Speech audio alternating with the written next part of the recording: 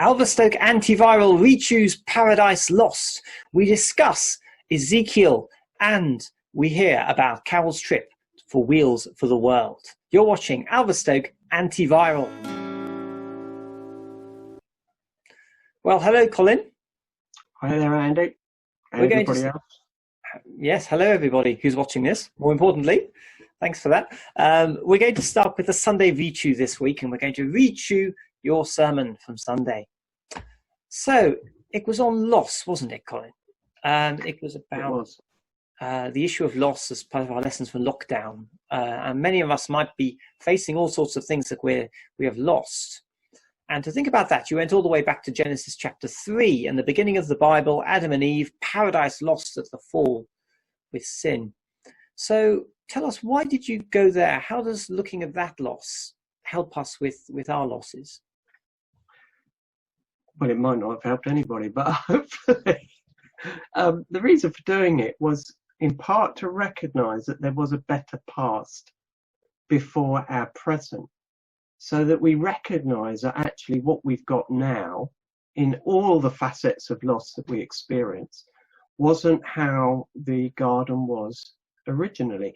And we were encountering there a couple who knew that contrast better than anybody ever has known it. Because they'd lived in paradise and then they were driven out of it with all of the baggage that had come from disobeying God. So that can help us to sort of think, well, if there was a better past, is there potentially a better future? Is there a restoration, or is this really all that there is? Are we just going to experience loss and final loss in our death, and that's it? And so it hopefully gave us an opportunity to think forward to what is promised to those who put their trust in Jesus, that he's going to restore us to a garden where none of the things that ended up contaminating the garden originally will happen in the new garden in the future. Yeah, a little bit of realism. It's a little bit sobering, to say the least. But sometimes we need to be sober because the world isn't as it should be. Yes. I think Jesus' comment on the cross that you mentioned, today you will be with me in paradise, speaks really powerfully into a world of loss. And he's talking to someone who's lost everything and is about to lose his life. And yet he offers him a future. Yeah. Now, one of the things you mentioned as well was the loss of innocence. So Adam and Eve were naked and felt no shame, but then after they sinned, they hide from God. And a loss of innocence is a loss I think lots of people can relate to. And the coming of shame is something people relate to too. So what would you say to someone from the Bible who is struggling with loss of innocence and shame? Yeah, I remember somebody telling me about a couple who had lost their innocence with various partners, and then they met each other and decided to get married. And one of their prayers was that when they were married, they might have something of their innocence restored. You know, the baggage of the past might go. And actually, that was their experience. Everything felt new and wonderful. Now, that's a good story, because that won't be the experience of everyone. I think one of the things to ask about shame, perhaps, is where does it come from? Does it come from the past? Or is it something we're experiencing right now? Perhaps either from what we're doing, or maybe from what somebody else is doing to us or with us. Because if it's in the past, we can find in Jesus and him alone a forgiveness for that, and a recognition that he actually, if we've trusted in him, he actually will not count the past against us. And therefore, if he won't count the past against us, he's the one that really counts. We should try and see our shame through the eyes of what he's done for us. If our shame is because of things we're doing now, then we have a responsibility to seek to battle that. If you're not a Christian, the battle will probably continue. Or you might have a battle, you might just give in to the things that cause you shame. But if you come to faith in Jesus and trust him, he gives power by his Spirit to begin to overcome those things and start doing things that cause joy and not shame. So that's a very brief suggestion of an answer, because I think shame's a really difficult thing to deal with. Sometimes it's not rational, sometimes it is. So there's complex things there going on. Yeah, thank you. Last question. We really don't have time for all this, but I was going to throw in a hard one just to keep you on your toes. Lots of people will look at a passage like Genesis 3 and will say, this isn't historical. It's got a talking snake. It's got Adam and Eve as the first humans. It's got a world without death and suffering, whereas people might say, humanity doesn't predate death. Death predates humanity. In fact, death caused humanity through a process of natural selection and evolution and so on. And therefore, we can't really listen to Genesis 3. How would you just begin to address some of that? I was feeling naughty. I think I just laughed to start off with. But I think it comes down to the stories we tell ourselves. Well, no, not just the stories we tell ourselves, but the stories we'll put our confidence in. So you've got either this sort of out of the slime, fighting for survival, the strongest will survive, the weakest can be disposed of or will be disposed of in the process. A very heartless, mindless, impersonal universe. That's one story we can tell ourselves. Or we can go to this story, which is ancient. It has this sort of, and there's roots of this in all sorts of cultures. We do believe that family trees expand over time. So I don't think there's anything wrong with going back to an original couple. And plus Jesus speaks about there being an original couple and about there being a beginning. And yes, it is strange that a snake can talk. And it is strange that there's a world without death. But does that story, as it pans out through the Bible, as Jesus comments on some of those things, as followers of Jesus comment on that story for an understanding of which way we go? Do we just remain in Adam, or will we come into the family of Christ? Do we think that's a more realistic and hopeful and true story? And ultimately, that'll come as we investigate how Jesus deals with the scriptures, who he is, what he says, and whether we're prepared to trust his words and the story that he tells. And when I say story, I'm not dismissing the historicity of this. I'm just using it as, as you go about, that's the way you understand the universe, or you understand it the evolutionary way. Which one fits better? And it answers questions where evil comes from. It answers questions about death. So both of which we need answers for. Yeah. Chesterton said that the fall is as a doctrine as practical as potatoes, because precisely the issues of shame and sin, that these are so human issues. It explains so much the idea that we were good and we have fallen bad, and the world is the world is 2020, and it was 2020 before 2020, wasn't it? It was a mess already. We forget that, and the idea that something is wrong with the world and broken with the world, it's a plausible now. I think it has a great degree of plausibility and explanatory power. Yeah.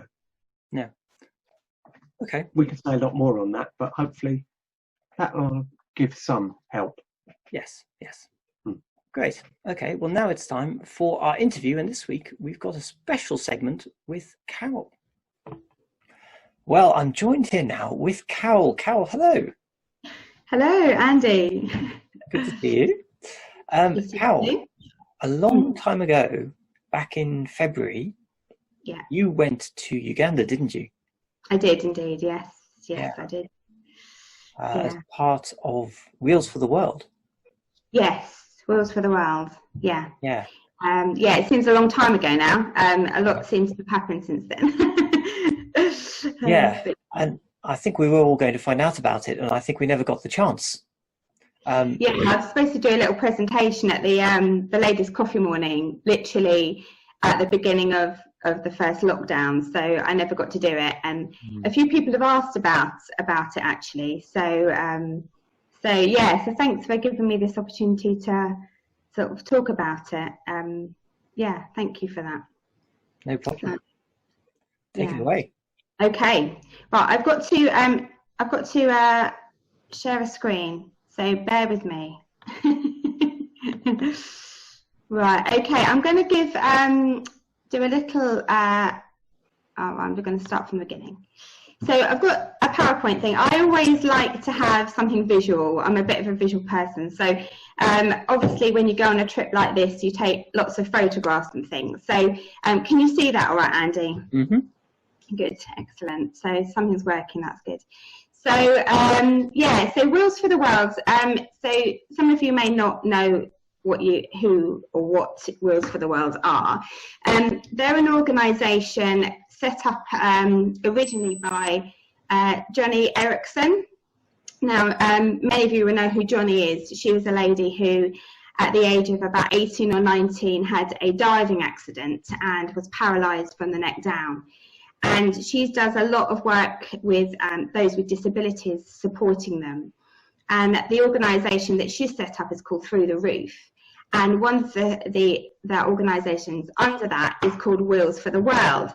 And basically what Wheels for the World do, they go to different parts of, it's mainly Africa, taking lots of wheelchairs and walking aids and other things to those countries, because they don't have the privilege of being able to have all the equipment and things that we have over here. So this is what Wheels for the World do. So some of you may know that last year I went to Kenya, and I loved the adventure so much that I was like, I really want to go back again. So this year, at the beginning of the year, so it was from about the 5th to the 15th. I think we might have gone on the 4th, but it was around about that sort of time.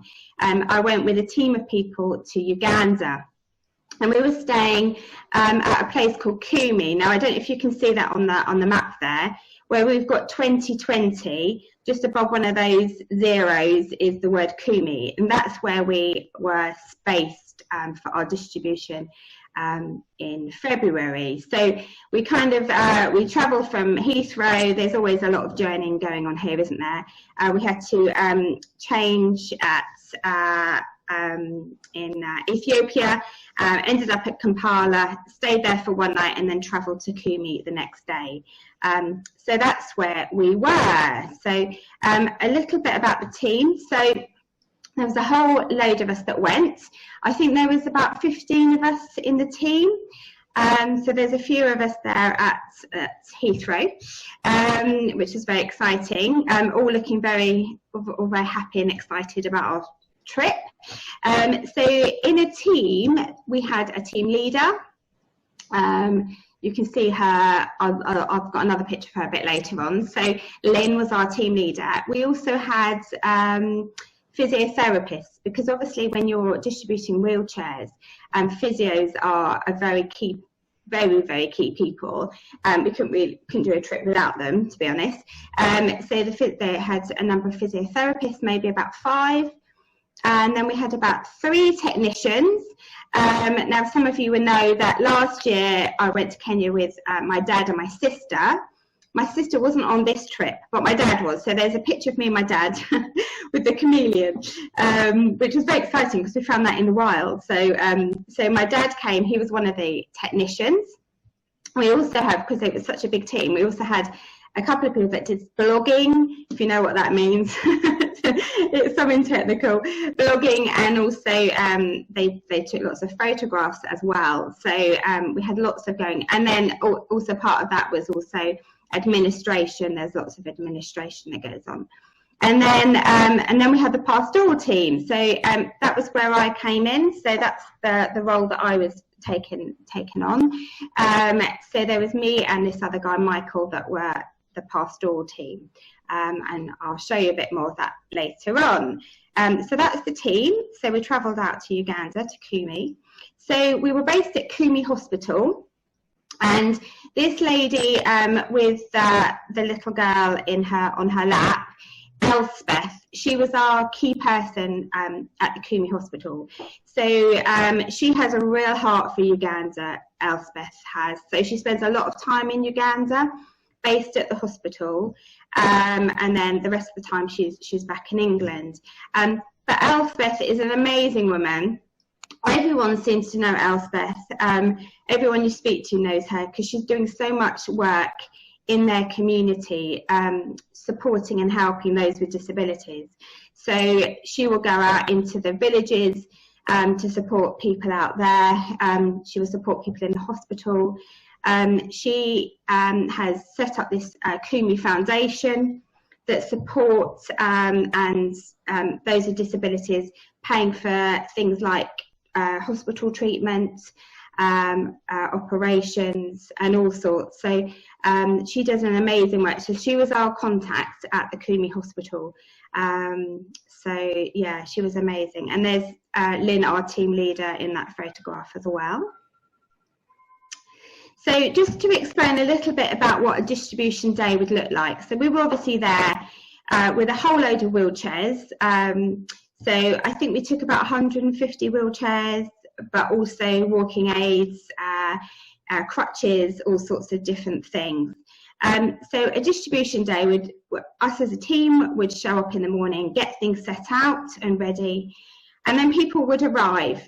They would arrive in all sorts of forms of transport. So you have here a whole load of people on the back of that little truck. A lot of people would arrive on motorbikes. So they use motorbikes like taxis, because most people wouldn't have their own transport. So they would hire somebody to take them on a motorbike. So often people would show up like this, and you know, we're not just talking about 2 people on a motorbike, we're talking about 3 or 4. So not very safe at all, but so, which is quite yeah, quite an eye-opener really. So people would arrive and then they would go and be registered. So there's Sue, one of the team there, registering people. So at that point they would get more details about the person and about their disability, about their history, about yeah, just a little, so to get an idea as to kind of how maybe we can help them. So a lot of people, it was amazing, like people would have disabilities for lots of different reasons. Some people, they may have been born with a disability, or cerebral palsy was quite often people have cerebral palsy, but quite often people have become disabled from, it sounds crazy, falling from trees, because literally they would be, a lot of people would fruit pick. So the guys would go up the trees and pick fruit. A lot of accidents happened because of this, so which resulted in them having a disability. So yeah, so people would arrive, they would register, and then they would wait in the waiting room. And they could be waiting there quite a long time, because some days were very, very busy.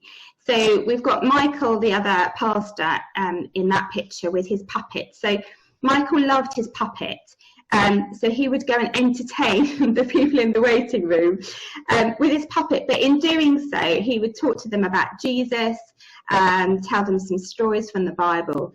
So that kind of kept them happy as they waited. So you can see a whole bunch of people there. And also people would be there sort of over maybe most of the day, over lunchtime as well. So at lunchtime, we would provide food for them as well, to keep everyone fed as well. So then they would go and see, when their number was called, they would go and see the physios. So there's Caris here, one of our physios, and the physios would assess somebody, see what their disabilities are, to therefore be able to help them and give them the right wheelchair.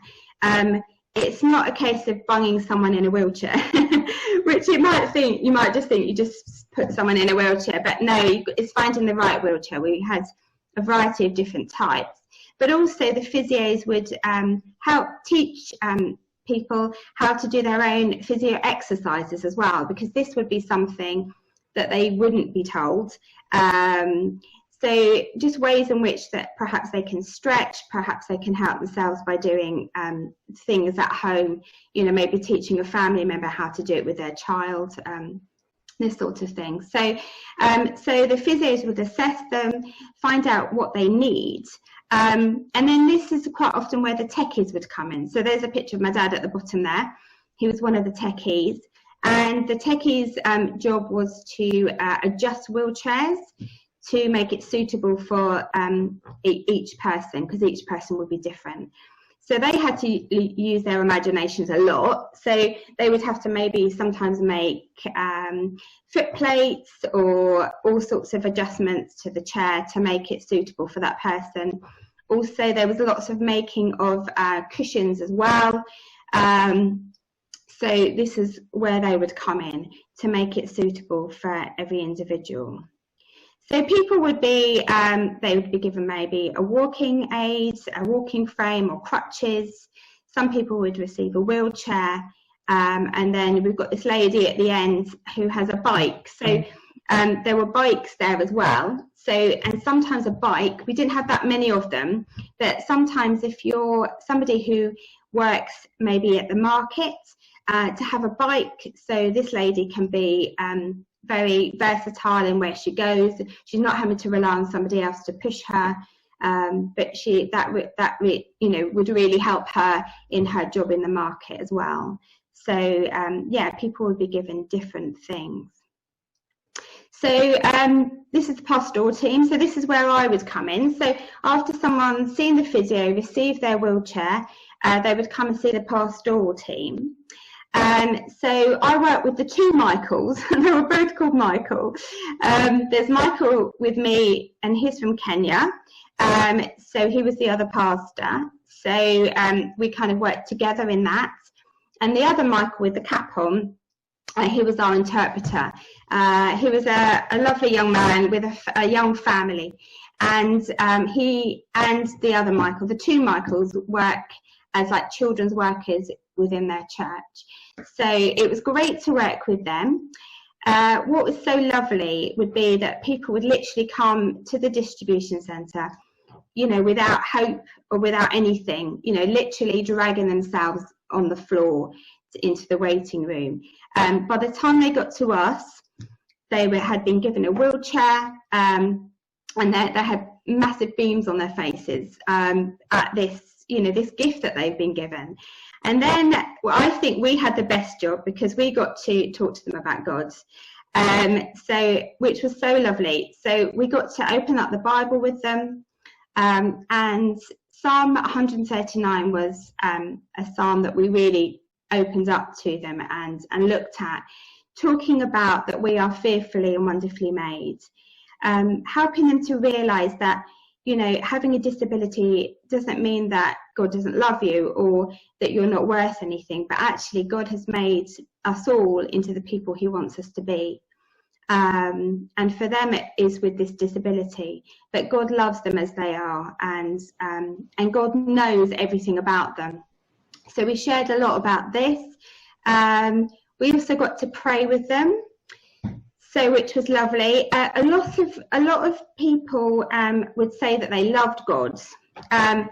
So our job really was to sort of delve a little bit deeper, and they would know about God and they would say that they loved God, but our question really for them was like, do you really know God? And we would talk a lot about Jesus and what Jesus had done, and there's a big thing also, and it's also taught in some of the churches about curses. So I had this one lady, when I asked her, how can I pray for you? She says, can you pray that the curse on our family will be lifted? And this is something that is quite common, and it is actually taught within the churches as well. So we talked a lot about the fact that Jesus has come to set us free, that he's come because he loves us, he has come and he has saved us. So we don't have to fear these things. But I think a lot of these things are very inbuilt in them. So we would get to pray with them, and then also we got to give them a Bible, which was great. So the language that they mainly spoke in this particular area of Uganda was Ateso. So a lot of them got a Bible in a Teso, some were in Swahili, and then we had a few also in English as well. And then with the young children, because there's often quite a few young children, we would get to be, there's a picture of a little book there, and that goes through Psalm 139 in a very child-friendly way. So we got to do that. So yeah, so I think we had the best job at being able to tell people about Jesus. Yeah, we got to speak to people of all ages. So there was this little group of young people that we had a lovely chat with them, talking about Jesus, and sharing sort of that they have a real hope in him because of what Christ has done for them. So that was really lovely, and they all went away with big smiles on their faces and their crutches, so they were happy. And then we got a picture of Michael here talking to this older lady. So there was a whole range of different ages, different reasons for their disability. So, and this lady here on the left, she looks very serious at this point because she's reading her Bible. But I tell you, she was the most vocal person I've ever met. She was so thrilled at receiving her Bible. She was whooping and hollering and very excited. So that was lovely to see. And then this little boy here, you know, he's so thrilled to have received his wheelchair. His wheelchair gives him that freedom to be able to go to school and do things, meet with his friends. But then having that Bible gives him hope for the future, for eternity. So yeah, so we saw some very lovely smiles, which was great. So, and then people would go home because they've arrived on a motorbike, and I'm thinking to myself, how on earth are they going to get home with their wheelchair? Well, this is it. They make it happen. So there's lots of bungee cords and all sorts to tie these wheelchairs onto the back. So this was a common way of people going home with their wheelchairs. So there's 3 stories that I just want to share with you of particular situations. One day it got to about 4 o'clock in the afternoon, and it was quite quiet at the distribution centre, and we thought, oh, we'll probably be all packed up by 5, you know, going off home, have some tea or whatever. Rice and beans, that's all we ate.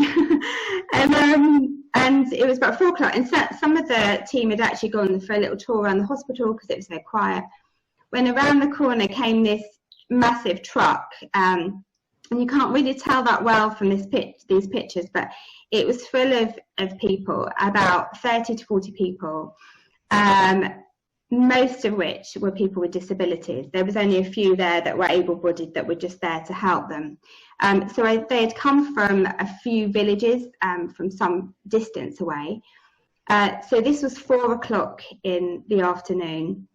They'd been travelling since 8 o'clock in the morning, had had all sorts of problems with their transport, had no food and no water all day.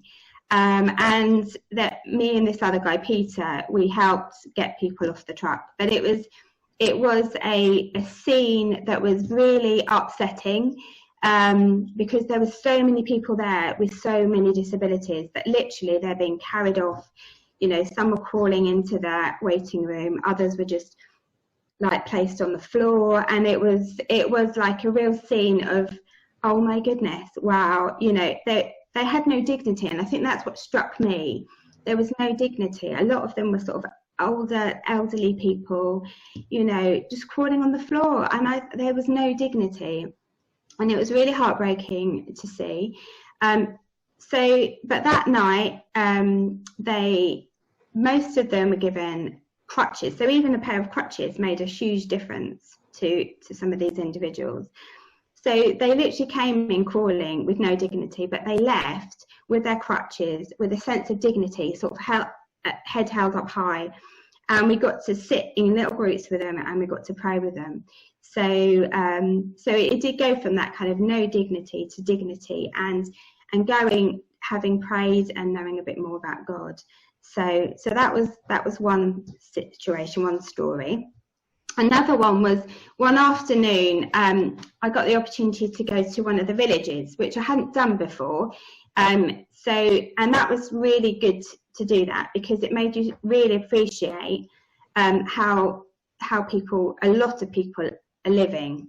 So we went with, there was 3 of us from the team, plus Elspeth and a lady from Uganda who's a social worker.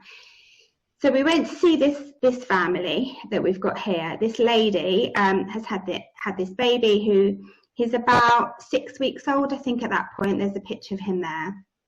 And he's been, as you can tell, he's been born with a cleft palate and a hair lip. So and also he's got a club foot as well, as so has his sister as well, which we discovered. So they had, Elspeth and the team had obviously identified them as people that needed some help. Obviously for this baby, there's practical things like it was hard for him to feed. So his mother was having to buy him milk that she could spoon feed him. But the result of her buying the milk for the baby meant that there wasn't enough money to feed the other children. So this is kind of how desperate, some people are living. They literally had nothing. Her husband he rides a motorbike. He's doing the taxi thing, but he doesn't own his motorbike, so he has to hire it. So he comes back home with not much money. So they literally have nothing, this family. And again, that was a real eye-opener to see that. But with Elspeth and the foundation being involved with that family means that they will pay for this baby, hopefully, probably at the end of this year, if not next, to have an operation. So they will pay for his operation to rectify his problems. They'll also give him the treatment for his clubfoot, and also for his sister as well, to sort her clubfoot out. So they'll pay for this. One of the other guys on the team, she gave them money to buy milk. So that means that she's got the money to buy the milk now, so she can feed her other children. And also, they bought the little boy a goat. This might sound a bit of a weird thing, but by giving this little baby a goat, by giving him gives him status, because often those with disabilities have no status at all, but it gives him status and worth in his community. And they hope that maybe the goat that they get given is a pregnant goat, so then it has more goats, and then they've got goats and they can sell goats, and then maybe they'll get to a point where they can buy a cow, so it goes on a bit like this. So it was lovely to see this family, a real eye-opener as to how little some people have, but you can see she's got a Bible there, so we left her with a Bible. We got an opportunity to pray with her and her family, and I just look at her smile there and think she has nothing, but she was so full of joy, which is again a real something that it's really important to see, that actually that she appreciated everything that she was given. So that's one story, the family in the village. And then Valentine's story. Now this little boy came to the centre, the distribution centre, and I don't think he stopped smiling the whole time he was there. He was a lovely little boy. He won everyone's heart. He came, he has cerebral palsy, and he came not being able to walk or do anything. His parents believed he couldn't walk, so he didn't walk. But the physios have never seen anyone transform so quickly. This little boy went from not being able to walk to trying out his crutches that we've got here. And then the next picture, he's trying out a little walker. So he literally went from not being able to do anything to be able to use these tools, use these walking frames. His parents didn't realise that actually he could do more than they thought he could, so he was never encouraged. And I think that's another problem. He was never stimulated enough to try these things. Whereas children over here, from birth, they would be given physio to get their limbs moving. They would always be encouraged to walk, whereas the parents didn't think he could, so they never tried it with him. So this little boy went from coming in, not being able to walk, to be able to walk. And he even took a few steps without the walker, which was amazing. So, yeah, and then we've got a picture of it. He was such a sweet little boy, him praying there. So, which was really sweet. So I think Valentine definitely won everyone's hearts that day, but he was lovely. So, and there's so many other stories that you can tell of different individuals. But I just wanted also to say thank you to everyone that helped me do this trip, because lots of you gave like financial support. Steph organised her coffee morning, which was brilliant to raise that money there. And many of you did lots of knitting for me. So there's a couple of people here that I believe they could be knitted by some of you. So I just wanted to say thank you for all your knitting.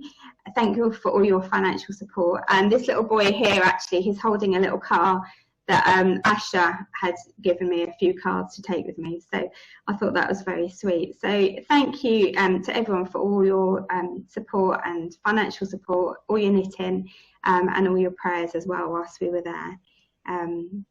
So the last few slides, I just want to just show you a few little pictures of our trip, and just to read out some of the verses that comes from Psalm 139. It says, "O Lord, you search me and you know me. For you created my inmost being. You knit me together in my mother's womb.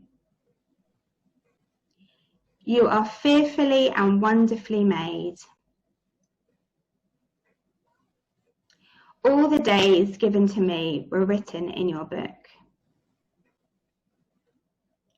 How precious are your thoughts, O God." Psalm 139. So I wonder if I could leave you with a few prayer things to pray for, if that's all right. So if you could pray for Uganda at the minute, because there's lots of political unrest at the moment, and pray for those Christians out there and those that are serving God, but really pray for that country. If you could pray for Kumi Hospital. I don't think they've had much COVID at the hospital, but if we could just really pray for them. And also for Elspeth and the Kumi Foundation as they seek to support those with disabilities in their community. And then pray for Wills for the World, because unfortunately all the trips have been cancelled for next year. I was due to go to Kenya sort of Easter time, but they've had to cancel all the trips because of COVID. So it does mean that there's lots of people like this little girl here that won't be able to receive wheelchairs. So just pray that maybe God will provide maybe in another way, if that's possible, or that maybe some trips by the end of the year may be able to go ahead. And then also Michael, who you saw pictures of me working with in the pastoral team, he's from Kenya. He's been really unwell. He's been in hospital recently. He's home now, but he's been very unwell. He suffers with a lot of malaria and other things. So if you could really pray for him, he's sort of involved with ministry with children, doing it like a children's and families worker. So if you could pray for him and his family as well. So I think I'll stop sharing, I think now. Okay. There we go. I'll stop sharing. Yeah? Yeah, that's brilliant, Carol. Thank you for sharing all that with us. And, it wasn't going too long. Yeah, well, I suppose we can pray that there'd be able to be another trip soon as well. Yeah, it would be good. Yeah. They do a great work with just how it's a drop in a bucket, it often feels, but just helping some of those individuals and seeing how it transforms by receiving a wheelchair or even a pair of crutches, how it can transform lives. It means that kids can go to school, that people can do work, people can be part of the community. So yeah. Great. Well, Carol, thank you very much for that indeed. That's all right. Bye. Right. Well, thank you, Carol, for letting us know about your trip to Uganda this year. Seems like last year.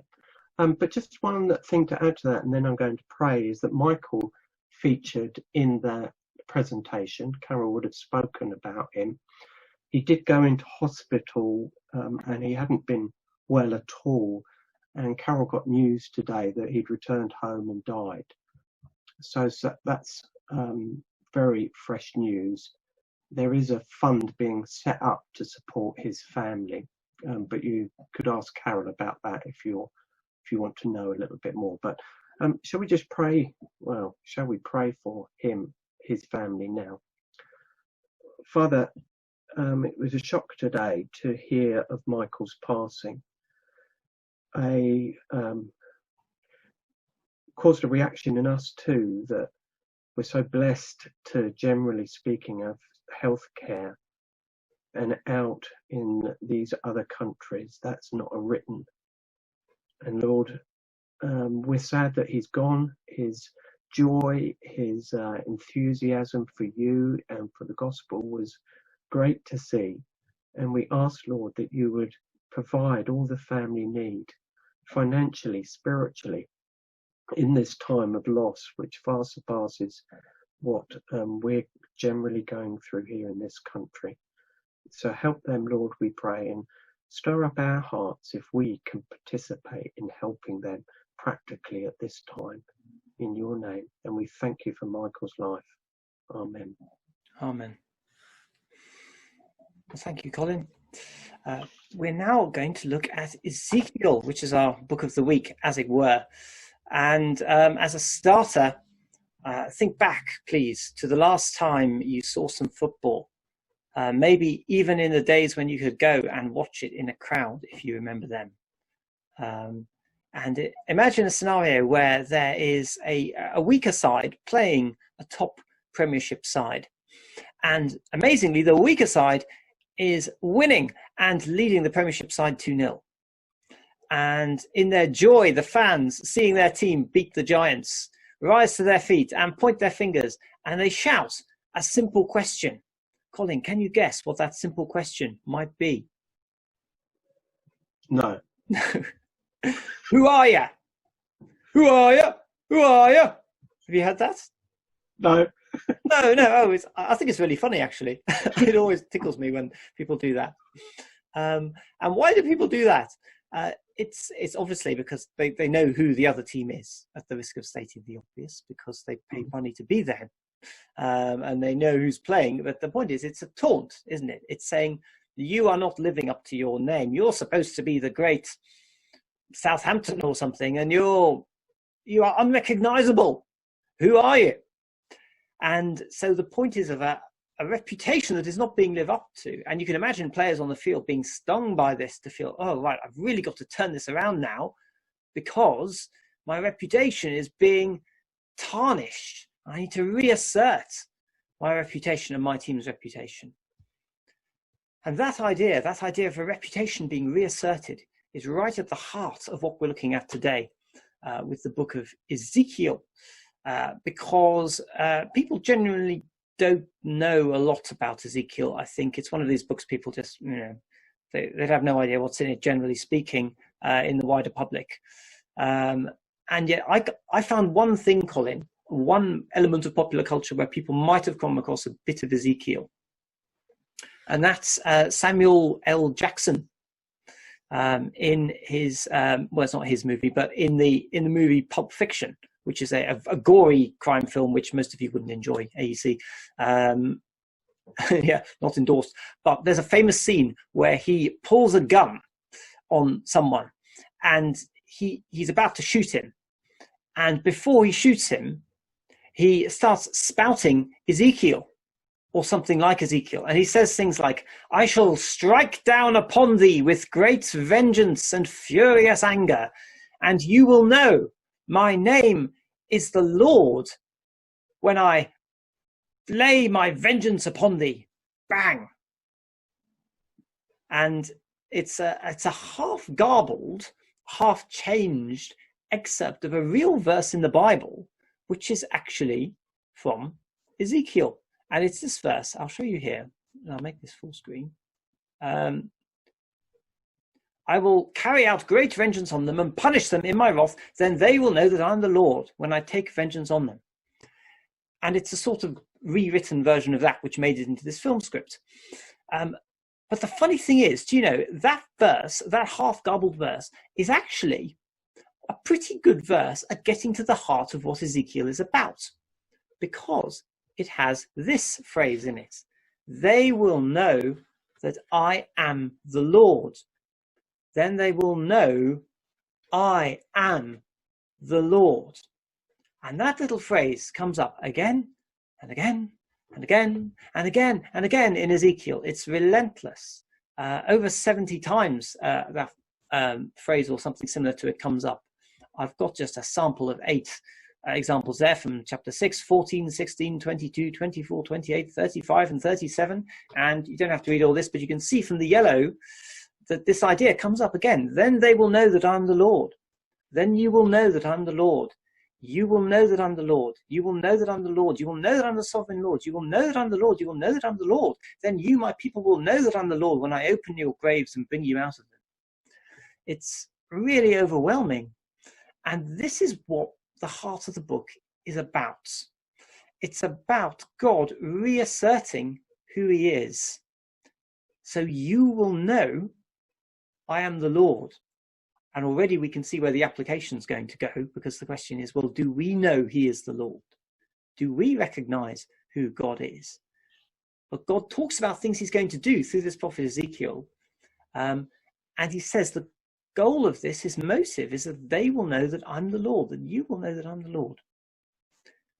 What things? What things is he going to do? Well, the central prophetic themes that we've seen before, we've seen them with Isaiah, we've seen them with Jeremiah, Jerusalem rebooted and uprooted. It's judgment and salvation. Judgment and salvation. That's what the prophets are talking about.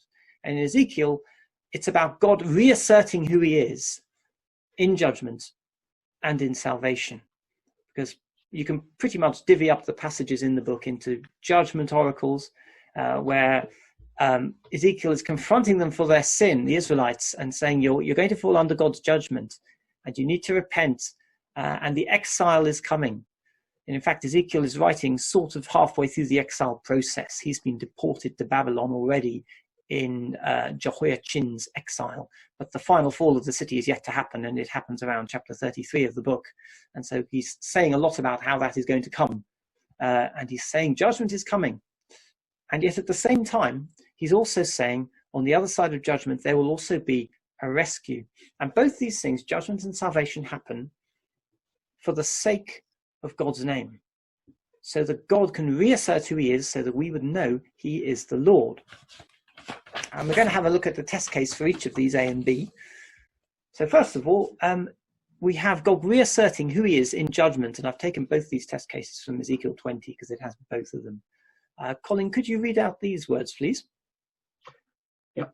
You say, we want to be like the nations, like the peoples of the world, who serve wood and stone. But what you have in mind will never happen. As surely as I live, declares the sovereign Lord, I will reign over you with a mighty hand and an outstretched arm and with outpoured wrath. As I judged your ancestors in the wilderness of the land of Egypt, so I will judge you, declares the sovereign Lord.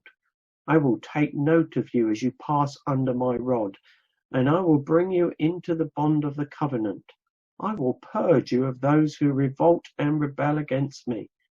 Although I will bring them out of the land where they are living, yet they will not enter the land of Israel. Then you will know that I am the Lord. Thank you. And so we see we've got judgment here, we've got God saying, I am going to purge those of you who revolt and rebel. I will make you pass under my rod. I will judge you like when I judged the ancestors grumbling in the desert of Egypt. It's a judgment warning. And then there's that bit at the end, then you will know that I am the Lord. And can you see how that actually flows from the logic of verse 32? Because what is the sin they're committing? The sin is they're committing, we want to be like the nations, like the peoples of this world who serve wood and stone. So the essence of their sin is the replacement of God. It's idolatry. It's giving to created things, wood and stone idols, what is due to the Creator. And in other words, they are refusing to know him as God. They are refusing to treat him as God. I think it's a bit like, in terms of an illustration, a bit like a child who the parent comes in and tells the child to do something. And the child just sort of sits there and says nothing. And there's no eye contact. And there's no response. And there's no obedience. And they're just totally blank. And they are told again. And they just don't acknowledge. And they don't listen. And they will not acknowledge the existence. Have you come across a person like that who's almost in their own reality and is refusing to acknowledge your existence? I mean, it could make people pretty angry if you do that to them. It's very rude. And you can imagine if you did that to a police officer or to a head teacher or a boss, that could make them pretty cranky because they'd be thinking, what are you doing? You're not acknowledging I'm here. You're not respecting me. You're not dealing with me. It's a mark of serious disrespect.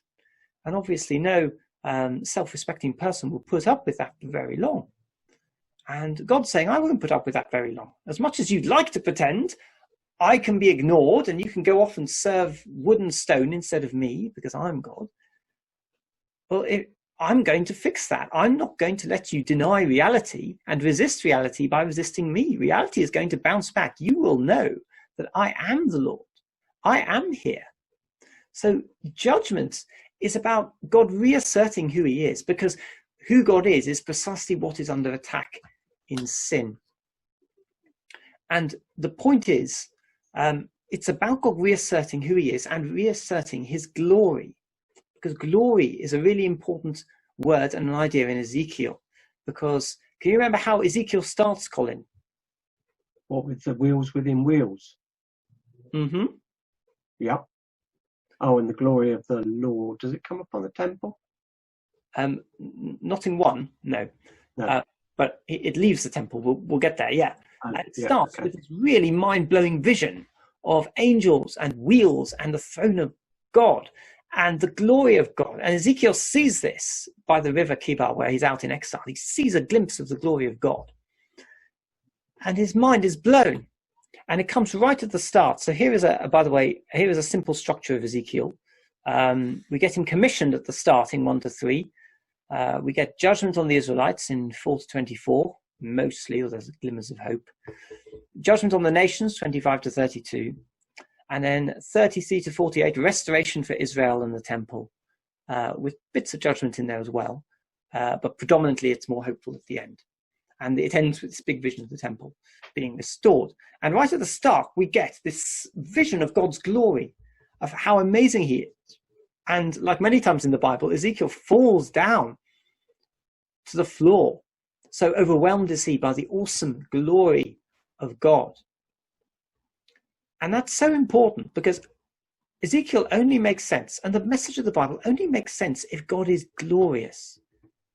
There's a famous quote by someone called David Wells who said that it is one of the defining marks of our time that God is now weightless. We treat him as if he is trivial, as if he's boring, as if he's irrelevant, as if he's insignificant even. And of course, if that's what we think of God, then of course the Bible's warnings about sin and judgment will seem totally disproportionate, because we're not offending anyone important, are we? But of course the message of the Bible is no, God is glorious. And that's why he has to judge sin, because he's upholding who he is. He cannot deny himself. It's part of his goodness and his commitment to truth that he will uphold the reality that he is glorious, the reality we should recognize. And the glory of God comes up 2 more times in Ezekiel.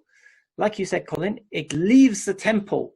Ezekiel is given a vision of the Jerusalem temple, the glory of God as he sees it, leaving it in chapter 10. And then right at the end, though, there is a glimmer of hope. Because although God leaves Israel in judgment in the exile, when Ezekiel talks about the restoration, he talks about the glory of God coming back to the temple in chapter 43. And this is where we move to the salvation stuff, because the message of Ezekiel is judgment is coming, and yet God's glory is going to return. God has made a way to fix this situation. And why is he doing that? Again, it's for the same reason we saw before. It's so he's reasserting who he is, not only in judgment, but in salvation too. So I'll read this bit for a change. This is, again, Ezekiel 20. For on my holy mountain, the high mountain of Israel, declares the sovereign Lord, there in the land all the people of Israel will serve me, and there I will accept them. There I will require your offerings and your choice gifts, along with all your holy sacrifices. I will accept you. It's a lovely word, isn't it? Accept you as fragrant incense. When I bring you out of the nations and gather you from the countries where you have been scattered, and I will be proved holy through you in the sight of the nations. Then you will know that I am the Lord. When I bring you to the land of Israel, the land I'd sworn with uplifted hand to give to your ancestors, there you will remember your conduct and all the actions by which you've defiled yourselves, and you will loathe yourselves for all the evil you have done. You will know that I am the Lord, when I deal with you for my name's sake, and not according to your evil ways and your corrupt practices. You people of Israel, declares the sovereign Lord. So there's a message of salvation. He's going to accept them and he's going to bring them back. And he's doing it for the same reason, so you will know I am the Lord. Salvation is going to be about reasserting who he is. Because sin, of course, denies who he is, but God is going to make it so his people are going to actually bring him glory. They are going to know who he is, and they are going to, he's going to be proved holy through them. They are going to demonstrate that he is holy, the exact opposite of what their sin would suggest about him. Because when we sin, we're acting as if God was not holy and important. We're acting as if he doesn't matter, and that's the signal that is sent when you see someone sin. They're behaving like God doesn't matter. But of course, if God saves, then the result of that is that God will be seen to matter, because as we see elsewhere in the book, there are many parts of this salvation. He's going to bring them back and shepherd them and be their shepherd in 34. And there's a bit in chapter 36 about him putting his spirit in them and giving them a new heart, a heart of flesh instead of a heart of stone, so they will love him. And of course, there's the bit in 37 where his spirit's going to come into the dry bones and bring them up out of their graves and bring them to life. And so there are many aspects to this salvation, but the consistent theme is it's about God reasserting who he is. Then you will know I am the Lord. And just to nail this, this is 36, the New Harp passage. Colin, could you just read this for us? Therefore say to the Israelites, this is what the sovereign Lord says. It is not for your sake, people of Israel, that I'm going to do these things, but for the sake of my holy name, which you have profaned among the nations where you have gone. I will show the holiness of my great name, which has been profaned among the nations, the name you have profaned among them. Then the nations will know that I am the Lord, declares the sovereign Lord, when I am proved holy through you before their eyes. Thank you. And this is so important, because he says, it's not for your sake that I'm saving you, which is weird, isn't it? Why do we think God saves us if we're Christians, if we trusted in Jesus? Why do you think God included you in his salvation? Why do you think he saved you? Why do you think he saves anyone? Does he save the Israelites because they're very nice? No. It says, this is what the sovereign Lord says, it's not for your sake I'm doing these things. It's for the sake of my holy name. Then the nations will know that I'm the Lord. That's the point.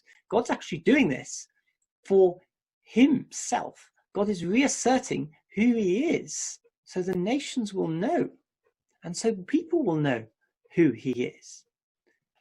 this idea of God's glory, which is being glimpsed by Ezekiel and is being discarded by Israel in their sin. God is now going to pick up this tarnished, disrespected glory and repolish it and reframe it and reassert it for all the nations to see, because he's going to show his glory by how he saves us. And this is such a mind shift, I think. You know, why do you think God saves you if you trust in Jesus? You might say, well, God saved me because he loves me. And that's true. God so loved the world, and that's part of his glory, how greatly he loves us.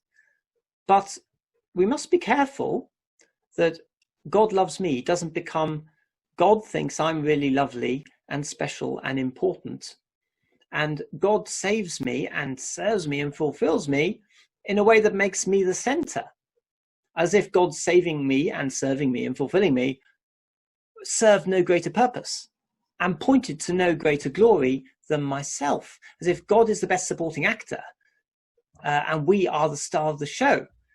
Does the sun go round the earth, or does the earth go round the sun? Does God exist for us, or do we exist for him?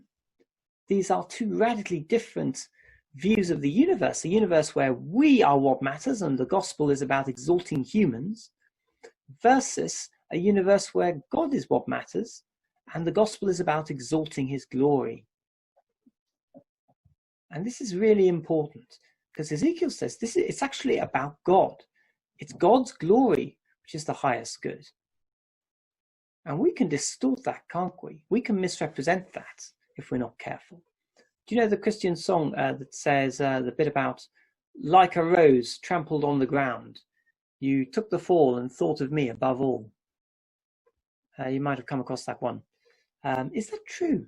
As Jesus died on the cross, he took the fall and thought of us above all?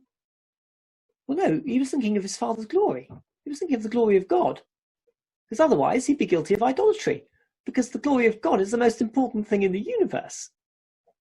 And so the whole point here is that God saves us so we will know he is the Lord, and so he will be known as God and great and glorious and wonderful. And that's such an important thing to see. And the New Testament says this too. Ephesians 1 says we are saved to the praise of his glorious grace. It's all about him. And Isaiah 43 says this as well. It says, I am he that blots out your transgressions for my own sake. That's what Ezekiel is saying here. It's for God's reassertion of himself that he saves us. So we will know he is God, so that the wonder that Ezekiel glimpsed in his vision will be seen by all nations one day. And there's a higher purpose than just you and me. That is God and the display of what he is like. And, you know, if you're anything like me, perhaps you can feel, well, that slightly puts my nose out of joint. It doesn't sound very nice, God, that you're not doing it for me. I thought, you know, you're doing it for yourself. That's not very nice. But I think that's a really arrogant thought, really arrogant, to think that it needs to be all about me. And there's something wrong if it's not all about me, and that God is out of line for upholding his glory, as if we deserve more attention and he deserves less attention. It's ridiculous, isn't it? How far have you and I drifted perhaps from a God-centered view of the world? And how much is our gospel presentation human-centered instead of God-centered? How much is it about fulfilling our needs rather than glorifying God and achieving the purpose of displaying the wonders of his character and his grace? Hearing the gospel should be a very self-decentering experience. It should decenter us when we hear the gospel. If we're presenting the gospel in a way that centers us and makes it about us and our fulfillment ultimately, then we're doing something wrong, aren't we? We must not collude with human vanity and our desire to make it about us when it's about God. It's so that we will know he is God. And so the application becomes, I suppose, do you know?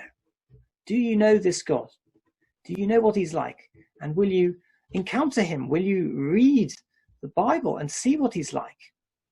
Promised in the Old Testament and fulfilled in the New, as we see Jesus coming, and John the Gospel writer says, we have seen his glory, the glory of the one and only Son, who came from the Father, full of grace and truth, to save us, to reveal, to proclaim, to save, and to display God's glory as he did that.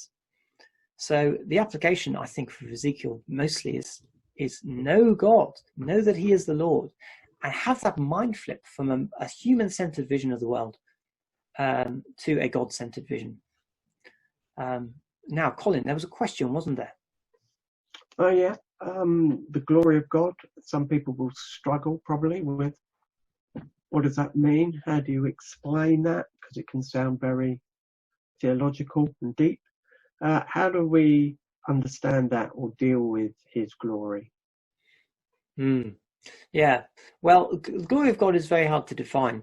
The best definition I like is it's the display of God's perfection. It's God, who he is, seen and displayed. It's how wonderful God is in all his perfection, seen and displayed. So it's very closely associated with him, and it's glimpsed in places like Ezekiel and so on. And I think a lot of people struggle with it because it sounds very much above us. It's not very. It doesn't sound practical. It doesn't sound like the sort of thing we need to that will help me in my working day tomorrow after Sunday. But actually, I think it's so important because I think people are crying out for something beyond themselves. Like Ezekiel saw that vision of God's glory. You can go and read Ezekiel 1 and the amazing sort of lofty scope of what God is like. And I think there's something enormously healthy about looking beyond yourself, outside of yourself. And the Bible says we're designed to look out of ourselves and towards the glory of God. I remember reading a critique of the Archbishop of Canterbury in the first lockdown, and I don't know how fair this was, but the person was saying in his broadcast, he was going on about health and safety regulations and washing your hands and coronavirus and doing all that kind of stuff. And the line of critique was, you are supposed to be talking about the things of God. You're supposed to be lifting our eyes in your ministry to ultimate things. Don't give me 40 minutes of health and safety procedures with the occasional joke. Give me the glory of God. Tell me about meaning and truth and reality and eternity and transcendence. And transcendence is one of those words that means what is above us, that which is beyond the human sort of sphere. And God is transcendent. He is holy, holy, holy. He's above us, and he's glorious. And people need that, I think. And I think there's actually an appetite for the glory of God, because what's the alternative is mundanity. The alternative is banality. We live in a world of this and that and the other and grey mundanities and boredom and clickbait and trivia. And if that is your universe and your life, it's oppressive.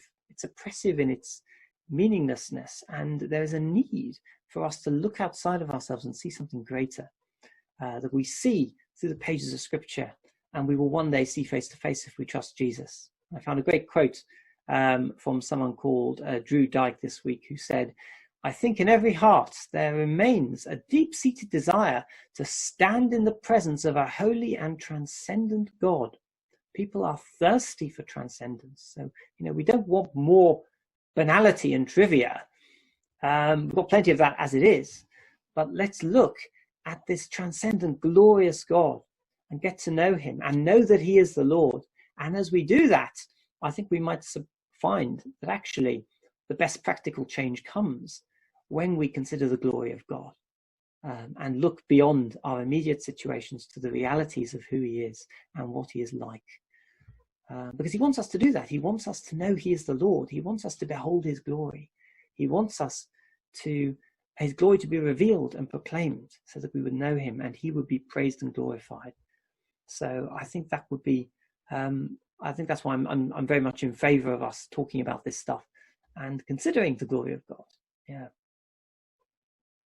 Any other thoughts, Colin? No, we missed out all the juicy bits in Ezekiel, but that's fine. Yeah. Ezekiel uses a lot of very interesting images and acted prophecies, which you can go and read about on your own. But you can see that phrase all the way through. Then you will know that I am the Lord. Well, that's pretty much everything from us. So thank you for tuning in, everybody. And until next time, stay close to Jesus. Sure it is.